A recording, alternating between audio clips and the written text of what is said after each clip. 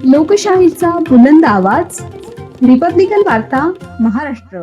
गहाळ mobile शोधणारे Beed police मात्र 5 वर्षांपासून जप्त मोबाईल परत देण्यास असमर्थ. डॉक्टर गणेश ढवळे. पोलीस प्रशासनाला जाहीर सवाल. बातमी बीड येथून.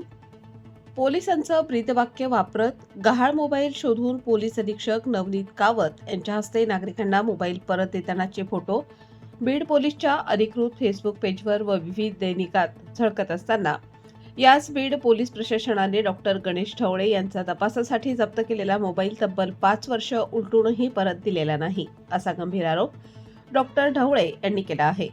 कोरोना कालावधीत बीड जिल्हा रुग्णालयातील अनियमितता व कथित गैरव्यवहार उघडकीस आणल्याने सूडबुद्धीने गुन्हा दाखल करण्यात आल्याचे नमूद करत औरंगाबाद खंडपीठाने हा गुन्हा दिनांक 27 जुलै 2023 रोजी रद्द केला. मात्र त्या गुन्ह्याच्या तपासासाठी दिनांक 9/9/2020 रोजी बीड शहर पोलीस स्टेशनचे तत्कालीन पोलीस निरीक्षक गजानन जाधव यांनी जप्त केलेला मोबाईल आजतागायत परत करण्यात आलेला नाही.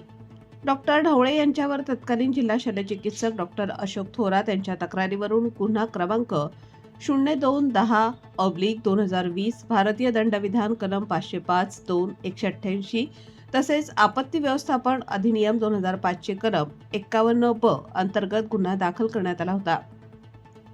या प्रकरणाला ॲडव्होकेट महेश भोसले यांच्यामार्फत उच्च न्यायालयात आव्हान देण्यात आले होते. गुन्हा रद्द होऊनही वारंवार प्रत्यक्ष भेटी, लेखी निवेदने देऊन सुद्धा मोबाईल परत न मिळाल्याने डॉक्टर ढवळे यांनी तीव्र नाराजी व्यक्त केली आहे. जर पोलीस प्रशासन गहाळ झालेले मोबाईल शोधून नागरिकांना सन्मानपूर्वक परत देत असेल तर पोलीस स्टेशनमध्ये कायदेशीररित्या जप्त केलेला मोबाईल परत देण्यास अडचण काय, असा थेट सवाल त्यांनी पोलीस अधीक्षक नवनीत कावत यांना केला आहे. बाबासाहेब पणेरे, रिपब्लिकन वार्ता वृत्तवाहिनी, महाराष्ट्र, बीड जिल्हा प्रतिनिधी.